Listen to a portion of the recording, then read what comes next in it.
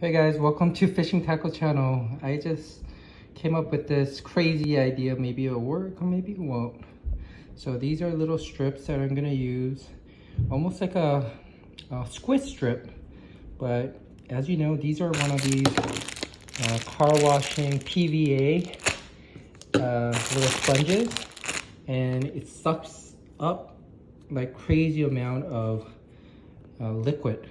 So my plan is to use that as a squid strip, and any scented liquid like this, or even gulp juice, right, that I have excess lying around, I'm gonna use that to maybe hook this up.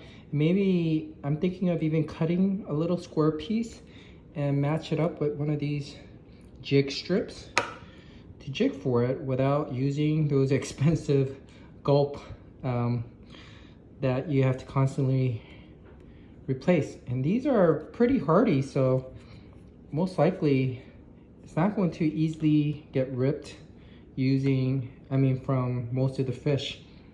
So, and it's reusable, and then you squeeze out the water and put more scent in it. It's gonna last for a while. That's what I'm thinking.